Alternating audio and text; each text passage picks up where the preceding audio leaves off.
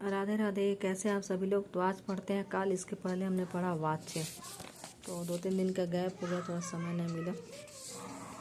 तो काल किसे कहते हैं सभी लोग जानते होंगे, लेकिन एक बार पढ़ लेना थोड़ा सा सरसरी से सही रहता है। देखिए भी TRE 2 में पूछा हुआ था, कार्य, व्यापार, समय और उसका पूर्ण या अपूर्ण अवस्था का बोध कराने वाली क्रिया के रूपांतर को काल कहते हैं। काल क्रिया का एक प्रमुख घटक है। काल का अर्थ है समय। क्रिया के व्यापार का समय निर्धारण काल के द्वारा होता है। इससे क्रिया के व्यापार के समय के साथ साथ उसकी पूर्णता और अपूर्णता की अवस्था का भी पता चलता है। क्रिया का व्यापार कब संपन्न हुआ, हो रहा है या होगा, इसका बोध होता है। तो परिभाषा क्या है इसका। काल क्रिया के उस रूपांतर को कहते हैं जिससे क्रिया के व्यापार और उसकी पूर्ण या अपूर्ण अवस्था का बोध होता है। तो काल क्रिया के उस रूपांतर को कहते हैं जिससे क्रिया के व्यापार और उसकी पूर्ण या अपूर्ण अवस्था का बोध होता है। यथा राम घर जाता है, राम घर गया था, राम घर जाएगा। ऊपर के तीनों वाक्यों में कर्ता राम है और घर जाने की क्रिया से क्रिया के व्यापार की समय सूचना मिलती है। पहले वाक्य में जाता है से क्रिया का व्यापार वर्तमान समय में होता है। दूसरे वाक्य में गया था से क्रिया के व्यापार का संपन्न हो जाने का बोध होता है, अर्थात कार्य समाप्त हो चुका है। तीसरे वाक्य में जाएगा से आने वाले समय में क्रिया के व्यापार की संभावना। इस प्रकार तीनों वाक्यों से क्रिया के व्यापार के समय का बोध होता है और उसकी पूर्णता या अपूर्णता की अवस्था का भी पता चलता है।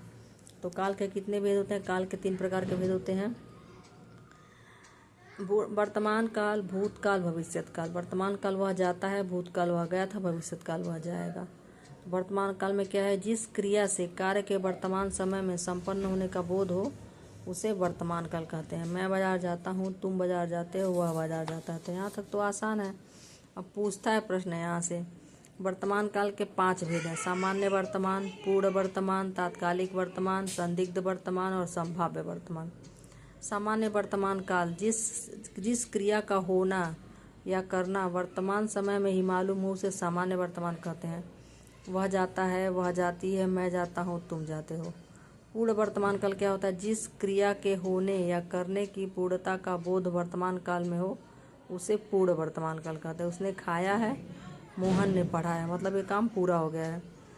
पूर्ण तात्कालिक वर्तमान काल, जिस क्रिया में कार्य के होने या करने की निरंतरता वर्तमान समय में मालूम हो उससे तात्कालिक वर्तमान काल कहते हैं। इसमें क्रिया का वर्तमान काल में लगातार होते रहने का बोध होता है। इसमें क्रिया के व्यापार की पूर्णता का बोध नहीं होता है। वह मैं जा रहा हूँ, वह आ रहा है, तो ये तत्काल में बताया जा रहा है। अपूर्ण वर्तमान में उसने खाया है, मतलब खा लिया है, तो पढ़ लिया है, सो गया है, तो ये क्या है, पूर्ण वर्तमान है। अगला है संदिग्ध वर्तमान काल, जिस क्रिया से कार्य होने या करने में संदेह प्रकट हो उसे संदिग्ध वर्तमान काल कहते हैं। यथा राजेश पढ़ता होगा, मोहिनी खाती होगी। तो इसका कुछ पता नहीं चल रहा है ठीक से, खाता खाती होगी, इस क्या है, संदिग्ध है। संभाव्य क्या है, जिस क्रिया से कार्य के होने या करने की संभावना का बोध हो उसे संभाव्य वर्तमान कहते हैं। इसे देखो वह घर आया है, रमा बाजार गई है, कि मतलब संभव हो कि वो आ गया होगा, रमा बाजार गई हो। अब है भूतकाल, जिससे क्रिया के व्यापार की समाप्ति का बोध हो उसे भूतकाल कहते हैं। तो राम घर गया था, सोहन मेरे आया था, मतलब दोनों हो गया। अब भूतकाल के 6 भेद हैं। सामान्य भूतकाल, माफ करिएगा, आसन भूतकाल, पूर्ण भूतकाल, अपूर्ण भूतकाल, संदिग्ध भूतकाल और हेतु मद भूतकाल। तो वर्तमान के 5 भेद हैं और भूतकाल के 6 भेद हैं। सामान्य भूतकाल, आसन्न भूतकाल, पूर्ण भूतकाल, अपूर्ण भूतकाल, संदिग्ध भूतकाल, हेतु मद भूतकाल।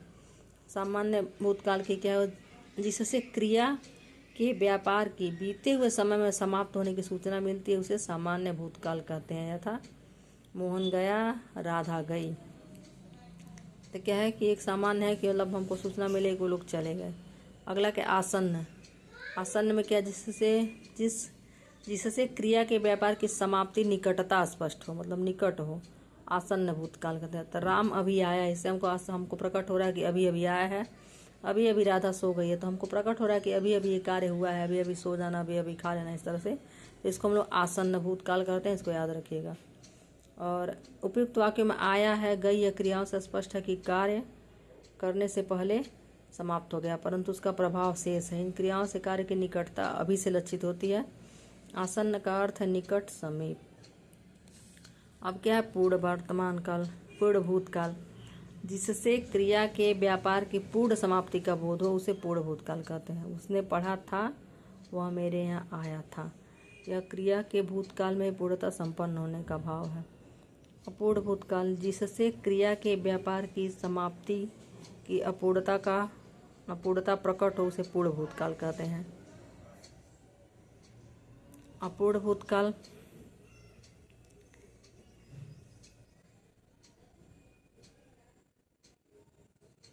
यही यहाँ पर भी दिया है। जिससे क्रिया के व्यापार की पूर्ण समाप्ति का बोध उसे पूर्ण भूतकाल, जिससे क्रिया के व्यापार की समाप्ति की अपूर्णता प्रकट हो उसे अपूर्ण भूतकाल कहते हैं। लग रहा है छपने में गलती हो गया है। श्याम खेल रहा था, माया सो रही थी। ऊपर के वाक्यों में खेल रहा था, सो रही थी उस क्रियाओं से उनके व्यापार की अपूर्णता लक्षित होती है। इनसे स्पष्ट होता है कि क्रिया की समाप्ति में अभी भी अपूर्णता है। उसका से संदिग्ध भूतकाल। तो क्या है कि संदिग्ध भूतकाल में जिससे क्रिया के व्यापार की समाप्ति में संदेह प्रकट हो उसे संदिग्ध भूतकाल कहते हैं। शायद तुमने देखा होगा, वह कहाँ होगा। ऊपर के वाक्यों में देखा होगा, कहा होगा से निश्चय नहीं हो पा रहा कि काम पूरा हुआ है कि नहीं, तो इसलिए संदिग्ध भूतकाल है। अब अगला है हेतु मद भूतकाल, जिससे यह पता चलता है कि क्रिया के भूतकाल में संपन्न हो सकती थी पर वह हो नहीं सकी, उसे क्या कहते हैं, हेतु मद भूतकाल कहते हैं। वह पढ़ता तो उत्तीर्ण हो जाता, यदि वह जाता तो मैं भी जाता। ऊपर के वाक्यों की क्रियाओं से काम की पूर्णता का बोध नहीं होता, वरन संभावना प्रकट होती है कि एक काम संपन्न होता तो दूसरा काम भी हो जाता। हेतु मद भाव का क्या अर्थ है, कार्य और कारण का संबंध। हेतु मद में भी दो बातें होती हैं जो कार्य कारण को सूचित करती हैं। कारण पर ही कार्य निर्भर है। हेतु मद में भूतकाल में दो बातों का होना कहा जाता है, जिसमें पहली दूसरी पर निर्भर होती है, अर्थात कारण के अभाव को दिखाकर कार्य के न होने को दिखाया जाता है। अगला क्या है, भविष्यत काल।